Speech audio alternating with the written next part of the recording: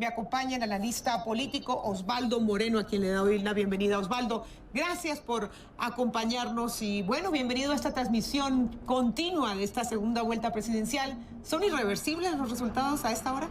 Bueno, muchas gracias por la invitación. Un gusto estar una vez más aquí en CNN. Bueno, el organismo formal es el CNE. Yo creo que hay que tener mucha prudencia, hay que esperar los resultados. Lo que está sucediendo, lo que ha pasado, yo creo que es el reflejo de cómo ha sido la elección. Una elección en la cual, desde mi punto de vista, muchos medios privados se volcaron abiertamente a favor de Guillermo Lasso y la gran mayoría de medios públicos se volcaron a favor del señor Lenín Moreno, al punto que ves que los dos Exipol, digamos, el uno de los canales privados y el otro de un canal público, se equivocan radicalmente, o por lo menos si no se equivocan, tienen dos cifras totalmente distintas. Eso yo creo que ha sido, desde mi punto de vista, la tónica de la elección. No lo hago como una crítica, lo hago como una descripción desde el punto de vista de la politología, que es mi formación. Creo que la oposición del correísmo en este proceso histórico político ha sido finalmente los medios de comunicación, los privados. Y en ese contexto está sucediendo lo que está sucediendo, y yo creo que ese resultado, indistintamente de lo que puede decir el CNE, si ya sobrepasa el 90%, es un poco difícil que varíe. Que varíe. ¿Tú crees que el candidato Guillermo Lasso, después de que apareció en varios medios de comunicación, ofreciendo entrevistas casi como presidente electo, hablando de sus programas de campaña, va a salir a los medios y hablarle a sus seguidores y de confirmarse esta victoria de Lenín Moreno, aceptar su derrota? Bueno, en todo caso, hasta que no esté escrutado el 100% y no se cumplan las instancias en las cuales el señor Lasso tiene todo el derecho de impugnar, solicitar, porque eso ya habría que preguntarle a un experto en la materia, yo creo que incluso las derrotas se capitalizan políticamente. Podemos ver el caso a la inversa, digamos, en la izquierda, en el caso de Andrés Manuel López Obrador en México, que desde mi punto de vista él no capitalizó su primera derrota con Calderón.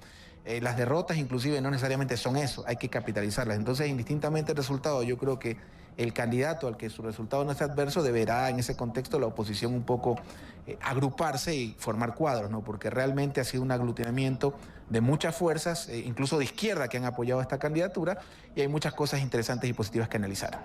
Bueno, se sigue actualizando la página de internet, el portal de internet del CNE, y ya hay escrutados el 93.37%. Lenín Moreno cuenta con el 51.07% de los votos. Y estamos esperando entonces este anuncio. ¿Cómo crees que van a reaccionar los ecuatorianos? Bueno, la elección, realmente... y usted lo ha podido testificar, ¿no? Yo creo que la elección ha sido ordenada, pacífica. Aquí se habla mucho de venezolanizar el caso ecuatoriano, y creo que uno aterriza en Maiquetía, aterriza en el Mariscal Sucre y se da cuenta que son dos procesos totalmente distintos. En ese contexto, a mí me parece que habrá que esperar un poco, mucha mesura. Ecuador no es un país violento, esto está muy lejos de parecerse a cualquier otro proceso. Es normal que existan siempre este tipo de complicaciones, este tipo de errores de forma más que de fondo. Y me parece a mí que el CNE ha realizado una actividad acorde a lo que, digamos, a los resultados, ¿no? Acordémonos de la última elección en el Perú, el caso de Kuczynski y Fujimori, que se demoraron casi 15 días. El mismo caso en el 2000 en los Estados Unidos, que terminaron por sentencia definiendo quién ganó en la Florida la elección.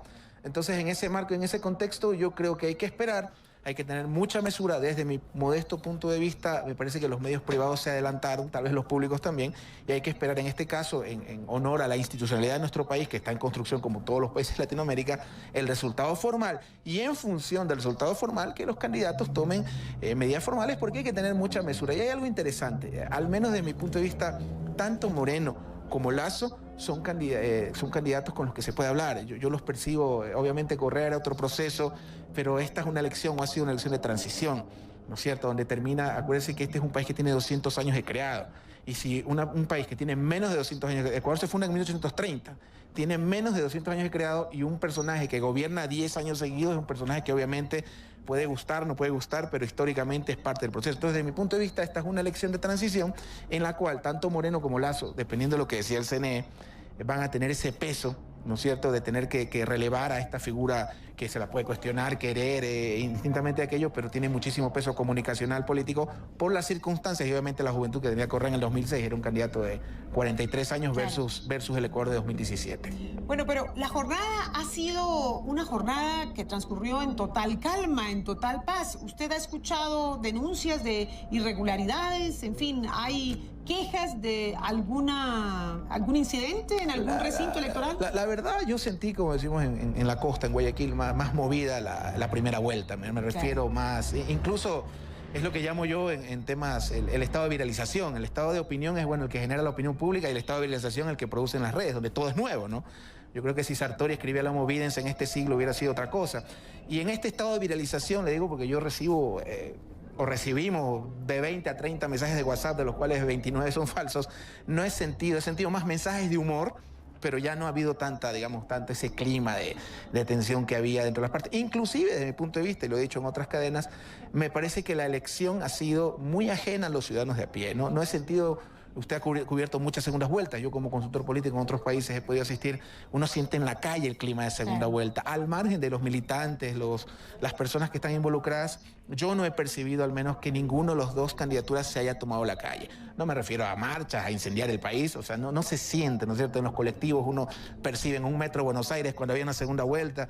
Acá yo he sentido muy ajena, y todo lo contrario, me parece que la elección ha sido más entre medios de comunicación, analistas y actores, esa burbuja que creamos en las redes sociales los analistas, y el ciudadano de pie me parece que ahorita está más preocupado de levantarse mañana para ir a trabajar de lo que pueda suceder, sin perjuicio obviamente de que delinee su futuro lo que sucede esta noche.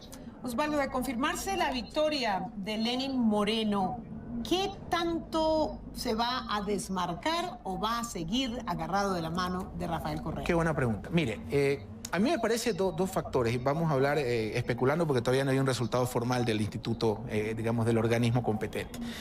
Tanto Moreno como Lasso, desde mi punto de vista, repito, tienen o tenían este peso de tener que relevar a este tsunami político, ¿no? Que puede gustar, agradar, desagradar, pero Correa no deja de ser parte de la contienda y que ha armado esta plataforma. Digamos, un país que durante todo el tiempo que hubo el boom petrolero había dinero, y obviamente ha tenido un año de recesión. Pero en el caso de Moreno, de caso de ser declarado presidente esta noche, Moreno tiene, digamos, que legitimarse por el resultado apretado, desde mi perspectiva, con un gabinete totalmente renovado. Esa sería la primera muestra del país de que hay algo de cambio, ¿no? Si encontramos un gabinete, digamos, totalmente parecido al del presidente Correa, yo creo que no es que tendría problemas, pero es importante el impulso y cómo arranca. Eso tiene que proyectar él. En el caso del señor Lasso, él tuvo que lidiar mucho con el tema de las privatizaciones. En la campaña se hablaba mucho y lo negó constantemente. En el caso del señor Lasso tendría que tener este peso de las privatizaciones y conservar, digamos, lo que son todas las prestaciones sociales, que es lo que creo yo que ha sostenido el correísmo, al margen de... No alcanzarían estos programas para todas las cosas que debemos de criticar del correísmo. Tengo entendido que bajo el gobierno de Rafael Correa se está intentando privatizar una aerolínea y una hidroeléctrica, ¿no? Sí, digamos que en la última etapa del correísmo ha salido... Se privatizó, ¿no? Pero no ha sido, bueno, no soy experto en la rama, pero no han sido privatizaciones sistemáticas, pues no, ha sido empresas que ha sido público y notorio que no son rentables.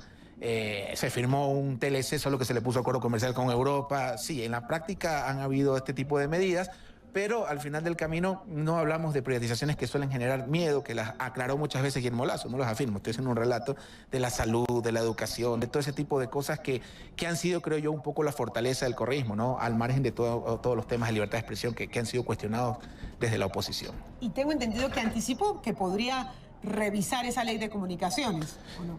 Sí, lo que pasa es que, mire, aquí se dan muchos casos interesantes. Una cosa es lo que se habla en la opinión pública, respetable obviamente, y otra cosa es lo que vemos en los estudios de opinión pública, ¿no? Los grupos focales, los estudios cualitativos. Yo no creo, es una opinión personal, que el tema de la ley de comunicación sea una demanda ciudadana. Es como el tema de Venezuela, inclusive le digo porque he tenido la suerte de ir a ese maravilloso país. En algún estudio cualitativo o cuantitativo yo veía que Leopoldo López, por ejemplo, ¿no? Al margen del tema jurídico, era la cuarta o quinta preocupación de los venezolanos en ciertos estados, la libertad de él, ¿no? Sin perjuicio del tema. Lo mismo en Ecuador. Si usted hace un estudio de opinión pública, el tema de la ley de comunicación será la novena, quinta, sexta, al margen de que sea justa o injusta. Hablemos un poco en los temas de campañas electorales, el tema de opinión juega muchísimo. Y yo no creo que el tema de la libertad, por ejemplo, o sea, no estamos en la época de Bolívar, de Olmedo, pues no, que usted toca la puerta y libertad es la 11ª demanda ciudadana de 10, para que tenga una idea. Entonces, no creo yo que el tema de la ley de comunicación, al margen de que hay que debatirlo, obviamente, y que es un tema que ha interesado a las partes, y eso se refleja en la disputa entre medios públicos y privados de esta elección, no creo que la ley de comunicación sea un tema popular o que la gente esté preocupada. Creo que más interesa que el arroz no baje de precio que se derogue la ley de comunicación o que se reforme. Luego, la gente vota con la mano en el bolsillo. Aquí tenemos nuevas cifras. 93 con el 93.49% de los votos ya contabilizados. Ahí los vemos en pantalla. Lenín Moreno cuenta con más del 51% y Guillermo Lasso con el 48,9%, casi el 49%. Sigue manteniéndose la diferencia de alrededor de 2 puntos porcentuales. De llegar a confirmarse esta tendencia que ya, bueno, viene marcándose desde cuando llevaban el 80% de los votos tabulados, ¿cuál cree usted, Osvaldo, cuál crees tú, perdón, te venía tuteando, que sería como las primeras medidas de gobierno de Lenín Moreno? Bueno, insisto, desde el punto de vista personal, presentarse totalmente renovado, un gabinete totalmente no reciclado, nuevo. Esa sería, eso, si yo fuera de Moreno, la idea, ¿sabes qué? Un gabinete nuevo de manera de proyectar. Hay una ventaja que tienen Moreno, voy a hacer en plural porque hasta que no esté el 100% escrutado y la declaración formal, yo me mantengo en que esto hay que esperar, ¿no es cierto? Suponiendo que sea Moreno o sea Lasso el próximo presidente de la República, hay un tema que los dos tienen y que yo lo reconozco, que creo que son dos hombres con los que se puede hablar. No es que con Correa no haya cómo comunicarse, pero obviamente Ecuador 2006, insisto, porque hay que para analizar efectos hay que entender causas. Y obviamente el país que recibió Correa requería un liderazgo que el país demandaba en esa época. Entonces Correa, tanto Moreno como Lasso, yo creo que son personas con las que se puede tender puentes. Es más, yo declaraba a los dos oficial, vería más difícil a un Correa sentándose a hablar con Lasso que de lo que podría ser un Moreno hablando con Lasso, y viceversa. O sea, yo creo que los dos tienen esa facilidad que son, al menos en los ciudadanos se percibe que es más fácil acercarse, y no porque en Correa no lo sea, pero el carácter de él, esa figura neurótica, temperamental, he dicho neurótico, no psicópata por si acaso, todos somos neuróticos, pero esa figura fuerte que requería un país en el 2006.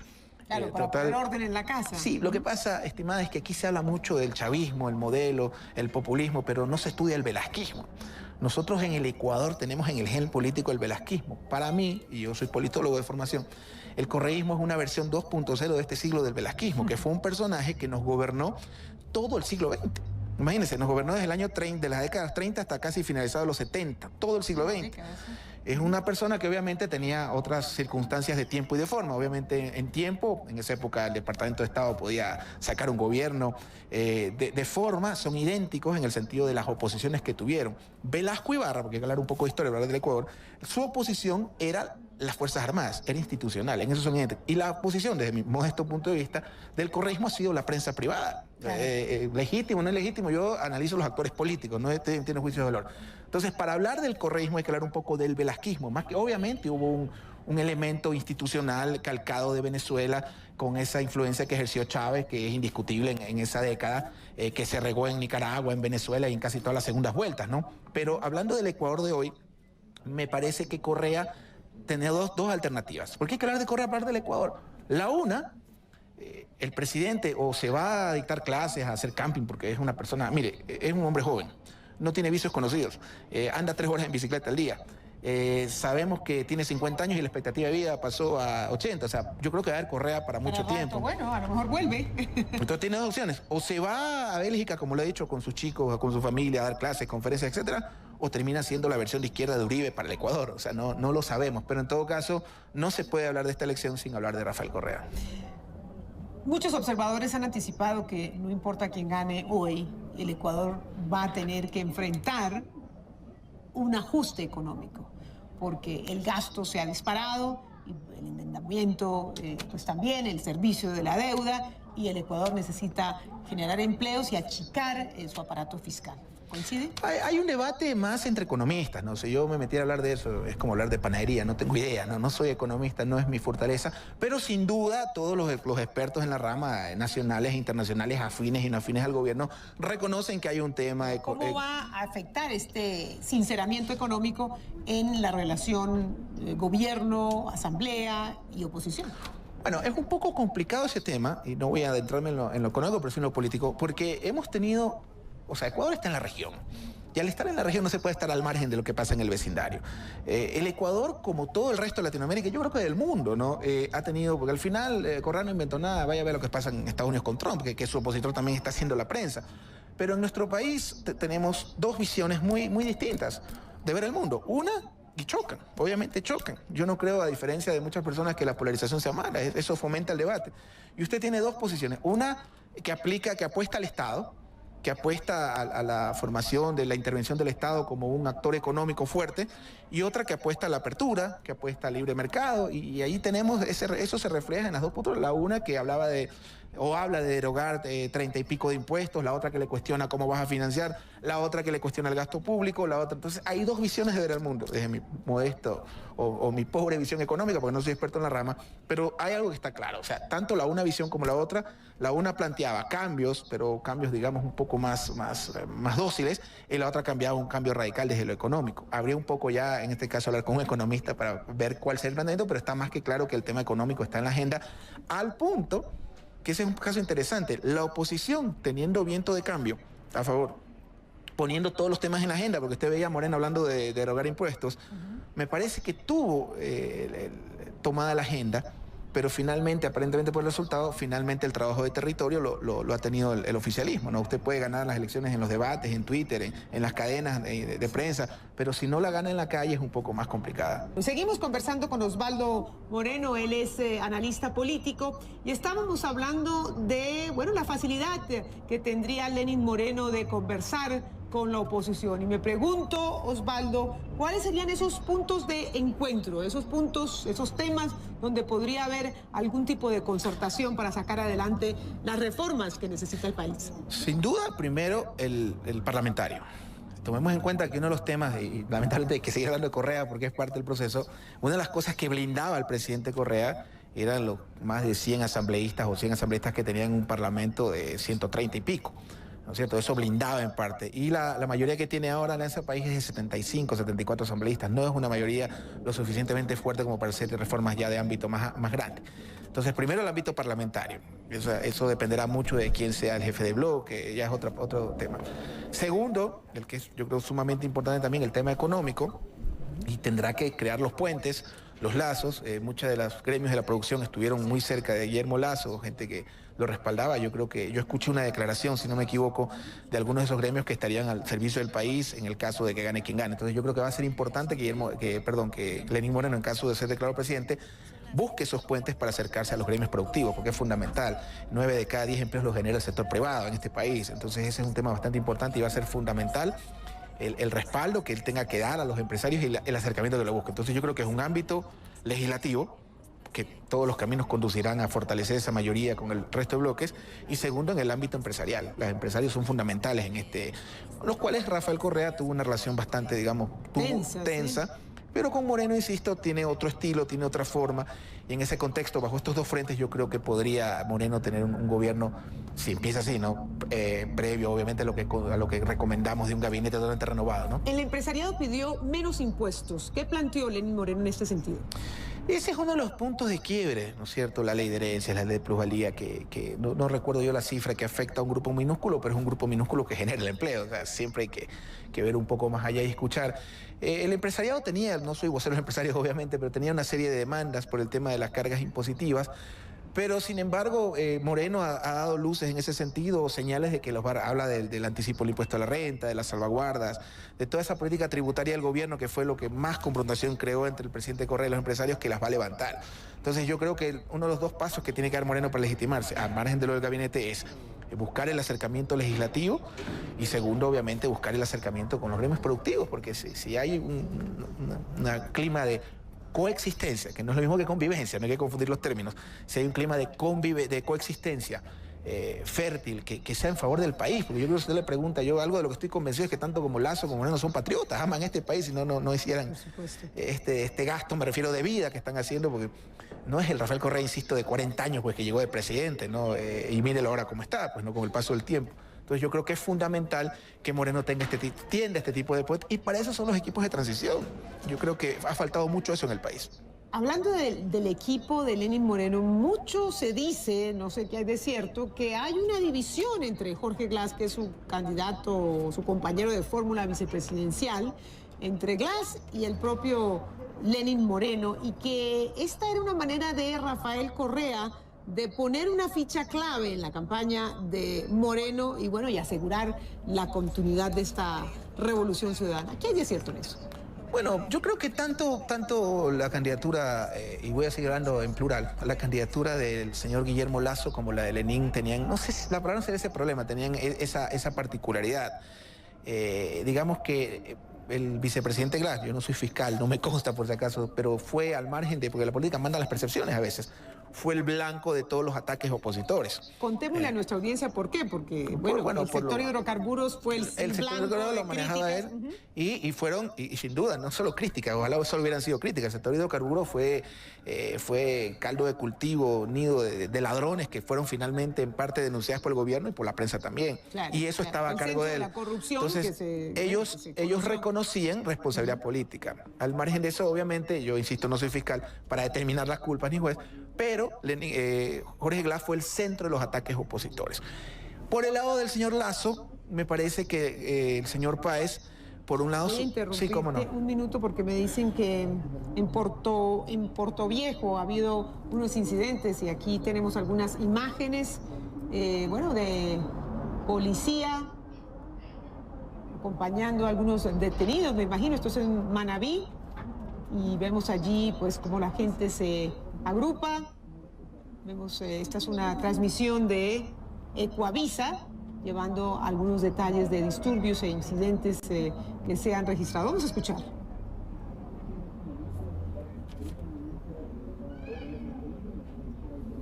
Está ya interviniendo la directora de... Bueno, no tenemos las imágenes, pero bueno, algunos incidentes a la espera de estos resultados. Seguimos, perdón la interrupción, no se preocupe, Osvaldo. Estábamos hablando de, el sector hidrocarburos que manejaba el actual compañero de fórmula vicepresidencial de Lenín Moreno, que había sido, el centro no solamente de las críticas, sino el centro de los mayores escándalos de corrupción en este gobierno. Entonces la pregunta era la relación que iban a tener Moreno y Glass, en vista de que tiene a su lado un personaje tan cuestionado en el Ecuador.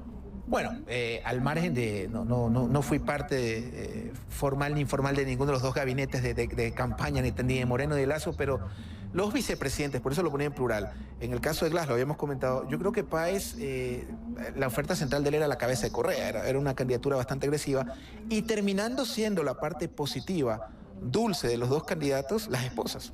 Más yo creo la de Guillermo Lasso, terminó siendo un factor muy relevante, muy fuerte, la imagen de la señora, creo que es María Lourdes que se llama, pero fue uno de los elementos que yo creo que brillaron más. Las esposas, en este caso, fueron, unos personajes más dulces, más accesibles, que lo que pudo haber sido, en este caso, Glass por los cuestionamientos y Páez por su agresividad, ¿no? A mí me parece que en la primera vuelta esto se notó más. En la primera vuelta, me parece, es un punto de vista, yo no soy yo la verdad, pero son análisis que podemos hacer libremente en nuestro país. Me parece que la primera vuelta fue una campaña bastante especial en el oficialismo. Tenías 3 campañas a la vez. La campaña de Glass, en algún momento me pareció que el oficialismo más se dedicaba a redimirlo a Glass que empoderarlo a Lenín Moreno. Una campaña del presidente impredecible, un día en Twitter, otro día acá, y otra campaña Moreno. Había 3 campañas en la primera vuelta, y eso se reflejó en que hubo segunda vuelta, creo yo. Y una campaña de Lasso interesante porque él arranca la segunda vuelta, yo creo que como decimos en términos futboleros, con un gol de camerino. Arranca muy bien, pero me da la impresión de que no pudo sostener o no pudo tener esa contundencia. Osvaldo, dentro de poco seguramente escucharemos al presidente del CNE ofreciendo, el resultado actualizado de lo que puede ser esta contienda y el resultado, pero esto le añade un ingrediente para que los perdedores, seguramente, Osvaldo, y esa es mi interpretación, te voy a dar la palabra, pues de repente no acepten el resultado. ¿Estoy en lo correcto? Bueno, acá hay un matiz interesante. La participación ciudadana, que dista mucho de los Exipol, pues, ¿no? Es una organización que goza de mucha credibilidad en nuestro país. Y la Universidad Politécnica Nacional también. Es una universidad que está evaluada dentro de la lista del top de las universidades nacionales, y su especialidad precisamente son los cálculos, las matemáticas, ingenierías, etcétera, ¿no? Entonces eso a mí me da en ese sentido una luz en el aspecto de que esto podría definirse. Pero obviamente esto es Ecuador.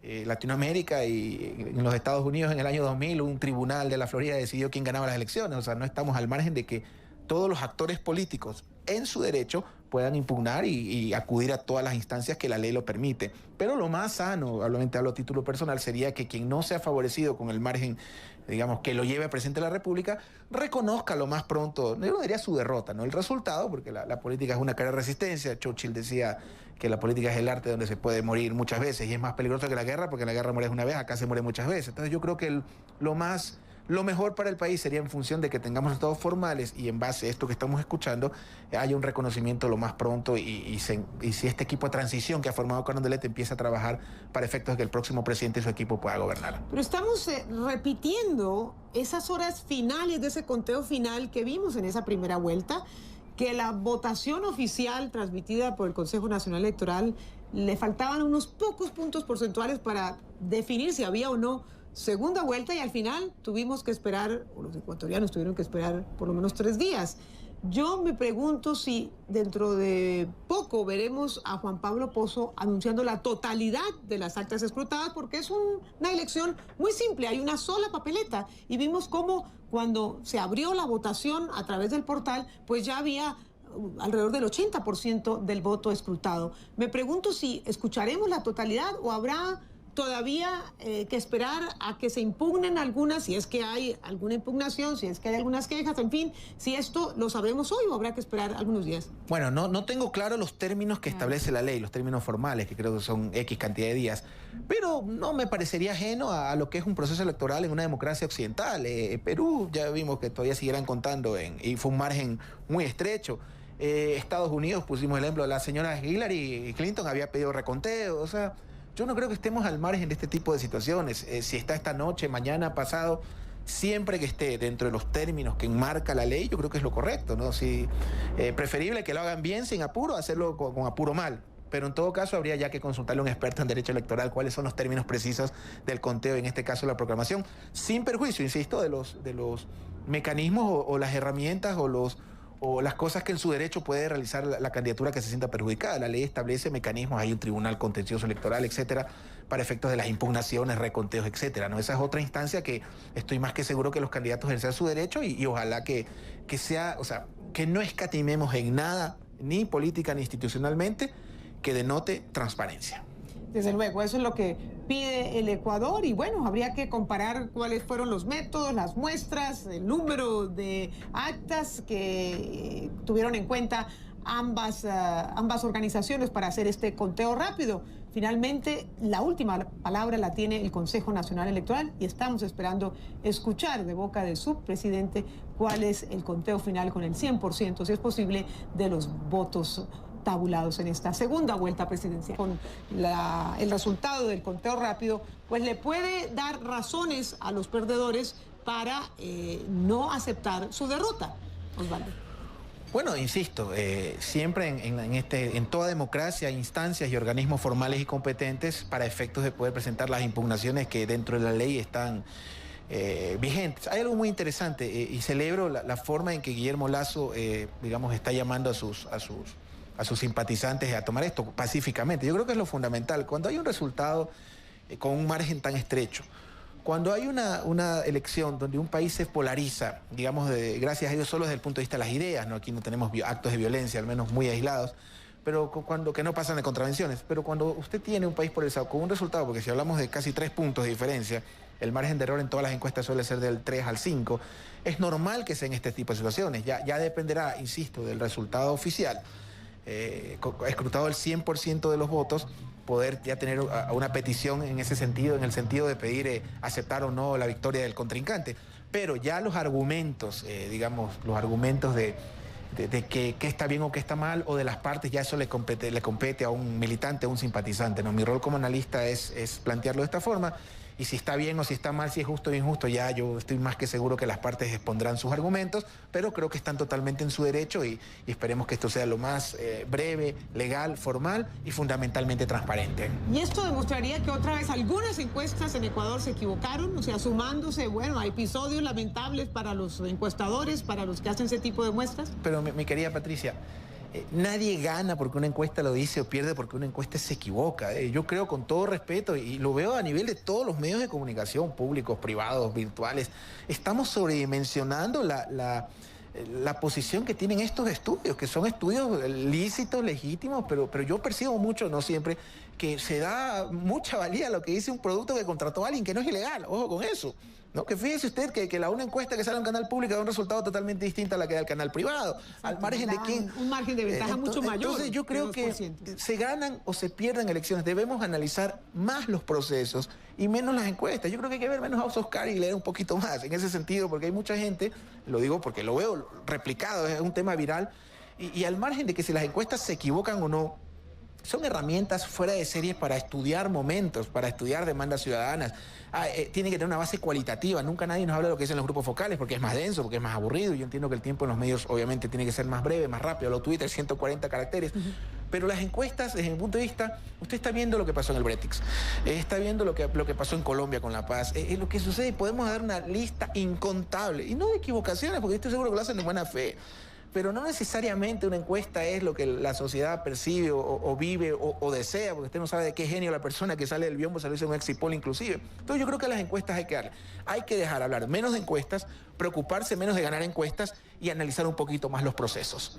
Bueno, y este proceso, que obviamente le agrega un punto de tensión a la elección, porque bueno, se esperaba que hacia las 8 de la noche ya el presidente del Consejo Nacional Electoral emitiera un boletín con el 80%, ya la página web la ha actualizado, vamos más del 93%, pero obviamente existe esta contradicción entre los conteos rápidos. ¿Esto ya no le pone un gran obstáculo a la posibilidad de un diálogo, de una concertación para un nuevo gobierno que se posesiona el mes próximo? Esa es una pregunta interesante, porque suponiendo que, insisto, yo voy a esperar el resultado formal, la declaración formal, suponiendo que Lenín Moreno es el futuro presidente de la República del Ecuador, va a tener que tender puentes por la gobernabilidad. Y yo creo que la gobernabilidad, que es la estabilidad de todos los ecuatorianos, está por encima de los partidos, está por encima de los candidatos, de las encuestas, por el amor de Dios.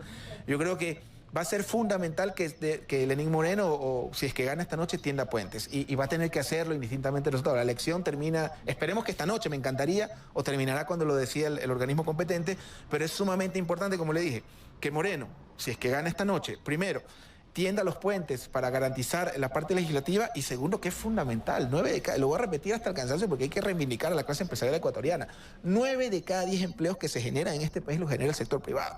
Entonces Moreno tiene una oportunidad histórica, si es virtualmente ganador, o por lo menos eso se rumora, o el organismo formal, es fundamental que Moreno genere puentes con el sector privado, el sector productivo, que creo que es el sector que mayor demandas tiene y que es finalmente con el que podemos generar los empleos que los ecuatorianos necesitan. Un empleo que combinado, un empleo formal, un subempleo, un empleo informal, supera el 50%. Es la cifra que manejan entidades oficiales y, por supuesto, el empresariado en Ecuador, y que ha marcado esta campaña. Ha sido tema y preocupación principal, prioritaria de los ecuatorianos. Entonces, ¿podríamos decir, Osvaldo, que ya Lenín Moreno es el presidente electo? Bueno, virtualmente sí, según el organismo competente es así. Así que se vienen muchos desafíos para Moreno, muchos desafíos para el país y fundamentalmente para la oposición. La oposición debe, desde mi punto de vista, si esto ya es formal, capitalizar esta derrota. Las derrotas se trabajan en la política. Mire, uno de los méritos de Guillermo Lasso, que yo lo he reconocido públicamente, es la tenacidad, porque le cuento un poco, en el ejercicio de la consultoría política es muy difícil cuando uno tiene un empresario de cliente que haga política 24/7, lo toman como un hobby, como algo después de los negocios, y la política, como toda actividad, requiere una vocación y entrega absoluta, y ese es un mérito de don Guillermo Lasso. Él, los últimos 5 o 6 años dejó sus actividades privadas para dedicarse al 100% a la campaña. Entonces, yo creo que la oposición debe capitalizar políticamente yo no diría derrota, este resultado, y explotar muchos de los cuadros. Yo creo que Lasso estaba rodeado de gente muy valiosa, gente muy joven, nuevas figuras que yo creo que la oposición debe no reciclarse es la palabra, un poco de refrescarse, de presentarnos alternativas, y este debería ser el impulso para... Yo a Páez, por ejemplo, le digo, al margen de la agresividad, lo veo como un potencial futuro del Calequito, o potencial aspirante. Yo a la esposa de Guillermo Lasso la veo como una aspirante a la alcaldía de Guayaquil. O sea, veo que ya surgen cuadros, al margen de que haya cosas que no les gusten a la gente o cosas que les gusten mucho. Yo creo que la oposición debe de capitalizar este resultado y en el contexto de eso seguir trabajando, porque de esto el principio ni el fin del Ecuador es esta noche. O sea, van a seguir más gobiernos y la oposición debe entender que tiene que trabajar esta derrota y seguir trabajando. Al ser un gobierno, para usar tus propias palabras, un gobierno de transición después de una década de liderazgo muy fuerte de Rafael Correa, este resultado que muestra evidentemente una división importante, una polarización en el país, ¿le da un mandato amplio a Lenín Moreno o, digamos, comienza disminuido con un mandato débil? Es que ahí viene la etapa de legitimarse, que es en el ejercicio. Una cosa es la campaña. En la campaña, siempre en campañas electorales, el mensaje, que es la materia prima de las campañas electorales, es justificante. Perdón, es ofertante. Usted cuando está en campaña ofrece. Poniendo un ejemplo más coloquial y para nuestros televidentes, es como el noviazgo, promesa, promesa, promesa y promesa. El gobierno es como el matrimonio, justificante. Es de día a día, de cada 24 horas, y no se diga en Latinoamérica. Los latinoamericanos somos especialistas en crisis. Entonces, terminada esta etapa, que lo dirán las instancias competentes, viene la etapa más complicada, que es la de gobierno, donde ya la dinámica comunicacional no es de oferta, sino de justificación. Y en ese contexto me parece a mí que Moreno, bueno, ya le di la lista de cosas que creo que debería hacer desde mi modesto punto de vista, pero hay algo sumamente interesante. Tiene que legitimar este triunfo, porque es apretado. Esto denota la polarización que hay en el país. Tal vez en eso sí nos parezcamos a Venezuela, la polarización que existe. Pero tiene que Moreno legitimarse, y eso se hace en el ejercicio de gobierno. Y ese ejercicio, insisto, yo creo que debe ser con puentes parlamentarios, acercamientos con los empresarios, delinear unas políticas claras en materia tributaria. Claro, hemos tenido, mire el caso de Ecuador con el terremoto, ¿no? Tuvimos un terremoto de mayor intensidad que el de Haití, por ejemplo, y no tuvimos la cantidad de muertos que hubo en Haití. Mire el caso de lo que pasa en Perú en este momento. O sea, Correa deja un legado muy interesante en materia de estructura, en materia de cemento. Y obviamente es muy cuestionado en los temas abstractos, en la libertad de expresión, porque yo creo que son legítimas esos reclamos, ¿no? Al margen de que sean... La concentración de poder. La concentración de poderes. Pero terminó, bueno, legitimándose en el tiempo, porque al final del camino, y usted viene haciendo periodismo hace muchos años, son 10 años seguidos de haber ganado las elecciones. ¿No? Se tornó un poco vulnerable, obviamente, el oficialismo. Esto es como en la conquista española, las rebeliones indígenas empezaron cuando se dieron cuenta que no eran inmortales. Y yo estoy seguro, obviamente, que fue un golpe muy fuerte para el oficialismo el que haya habido segunda vuelta. Desde luego, no lo anticipaba. El propio Rafael Correa me lo dijo en una entrevista en Nueva York, dijo no va a haber segunda vuelta, y obviamente no lo esperaban. Y yo me imagino que pues se alegran mucho de este resultado. Ya estamos viendo imágenes importantes de celebración. Vamos a ver estas imágenes de Ecuavisa que estamos viendo, a ver si las podemos compartir con ustedes, a ver si tenemos detalles. Son los alrededores del Consejo Nacional Electoral. Vamos a hablar con Osvaldo Moreno, quien nos ha estado acompañando en estos últimos minutos. El análisis nos ha ayudado a interpretar este resultado y lo que le espera al nuevo gobierno. Pero desde luego hay un legado importante de Rafael Correa que le permite a su sucesor continuar con esta labor que se consolidó durante 10 años. ¿Cuál es el balance de esa gestión? Bueno, en un medio colega suyo yo manifestaba que para mí el correísmo o Correa fue como la quimioterapia para el país, ¿no? La quimioterapia, en términos médicos, puede salvar, cura, pero deja efectos muy fuertes. Y el Ecuador que recibe Correa, porque hay que entender un poco los efectos para entender las causas, pero las causas para entender los efectos. El Ecuador que recibe Rafael Correa. Rafael Correa recibe un país que padecía, desde mi punto de vista, de un hiperparlamentarismo, ¿no es cierto? Es decir, teníamos 100 diputados que eran 100 presidentes pigmeos, cambios de organismos de control cada semestre, cambios de presidente. Habíamos tenido casi 14 años. Para que tenga usted una idea, un joven de 20 años, cuando llegó Rafael Correa, había tenido más jefes de Estado en su vida que relaciones amorosas, para que tenga una idea. Entonces, el legado que es el correísmo, que el país lo necesitaba, deriva en un hiperpresidencialismo, que es lo que estamos viendo hoy, en un esquema donde el sistema presidencial tiene muchísima fuerza, sumado al respaldo popular, a los organismos de control, al órgano legislativo, y una estructura muy fuerte. Hidroeléctricas. Nosotros teníamos una hidroeléctrica que tenía 8 turbinas, de las cuales 7 estaban sulfatadas, ¿no? Había estiaje. Entonces nos deja una estructura de cemento muy fuerte, y como le dije, nos queda debiendo en la parte abstracta, la parte de las libertades. Esa es la parte que le ha criticado más la oposición. Y ahora el tema económico, que obviamente es uno de los debates más fuertes y uno de los desafíos que tendrá Lenín Moreno en caso de ser declarado presidente formalmente. Una inversión en infraestructura muy importante, y también una inversión social que incluso la candidatura opositora ofrecía mantener y profundizar. Continuamos hablando con nuestro analista político Osvaldo Moreno. Osvaldo, tu lectura de este anuncio por parte de la oposición ¿Y esto qué significa para el Ecuador en los próximos días?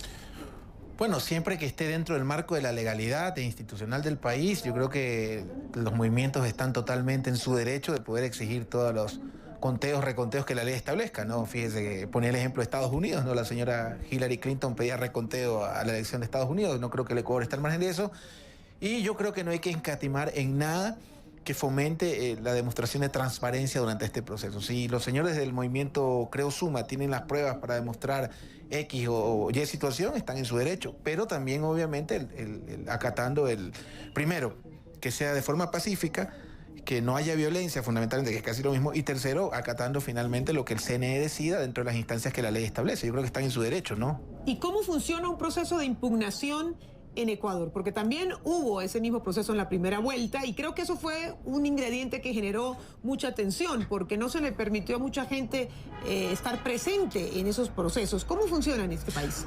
Bueno, hay un reglamento, obviamente hay una normativa, hay una instancia que se llama el Tribunal Contencioso Electoral, hay una serie de vías, pero hay un paso regular que hay que seguir y hay primeras instancias que entiendo que empieza por los organismos provinciales.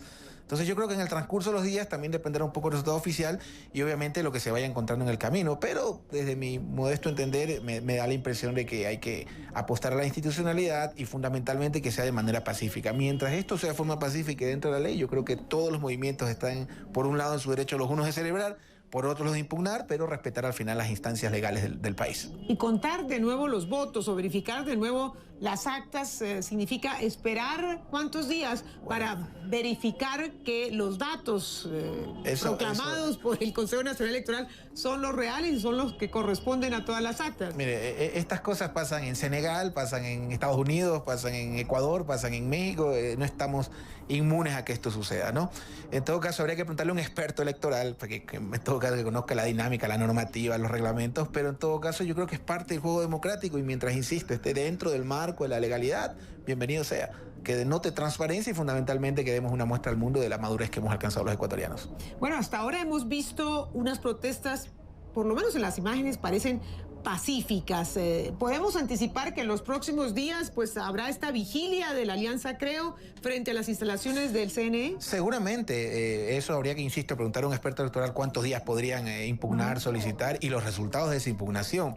Pero en todo caso, yo creo que lo importante es que, insisto, no hay que escatimar en nada que demuestre la transparencia de este proceso y que tengan tranquilidad y salud mental las partes, tanto las que ganan como las que pierden, porque, insisto, al final del camino esto es solo una elección y no es el principio ni el final de nada. La vida continúa a partir del lunes y hay que pensar ya en la próxima posesión, asunción del próximo presidente y la gobernabilidad tiene garantizada y este tipo de situaciones obviamente minan un poco la gobernabilidad o la forma en que se legitima el próximo gobernante. Desde luego, desde luego. Pues Osvaldo, muchísimas gracias por habernos acompañado todo este tiempo. Encantado, bienvenido a nuestro país. Moreno, gracias de nuevo, analista político.